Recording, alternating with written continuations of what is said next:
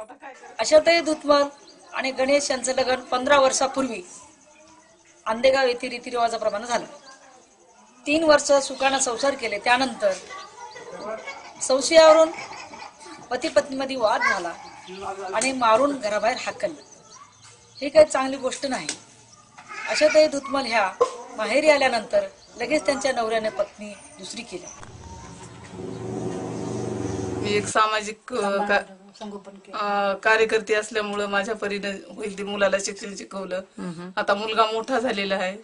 त्याचं 20-22 वर्ष वय आहे. आता मुलाचं शिक्षण पण झालेलं आहे.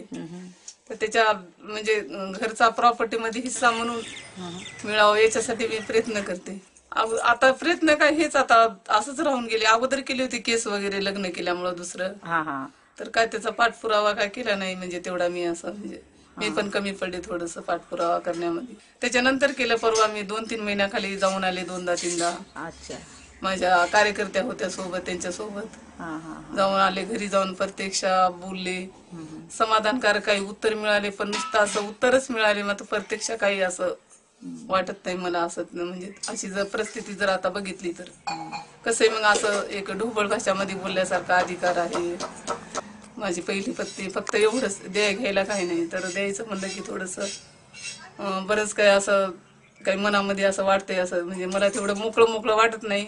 तर माझा प्रयत्न आहे की परत एकदा जाऊन विचारून करून तिथे तसे 2 मुलं त्यांच्या अगोदरचे येतं, तसं हे 3रा मुलगा आणि समान हक्क मिळावा. पण मुलगा म्हणून काय कर्तव्य आहे त्याच्या वडिलाचं ते मला विचारून थोडं स्पष्टीकरण वाटतं. फक्त एवढीच भूमिका आहे की 4 माणसं जमले की माझी बायको आहे, माझं लेकरू आहे एवढंच म्हणायला. पण त्याच पद्धतीने त्याला हक्क मिळाला पाहिजे आणि जे आहे ते दिलं पाहिजे, तरच मला कुठेतरी म्हणजे समाधान वाटेल आणि काहीतरी पहिल्या पत्नी आणि पहिला मुलगा म्हणून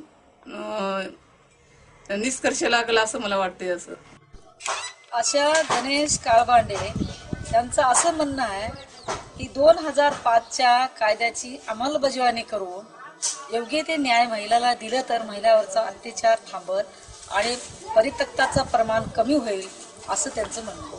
मी शासनाला अपील अशी करते की 2005च्या तरतुदीप्रमाणे त्यांना पोरगी मिळायला पाहिजे, त्यांना राहायला घर मिळालं पाहिजे आणि त्यांच्या मुलाला प्रॉपर्टीत हिस्सा मिळायला पाहिजे.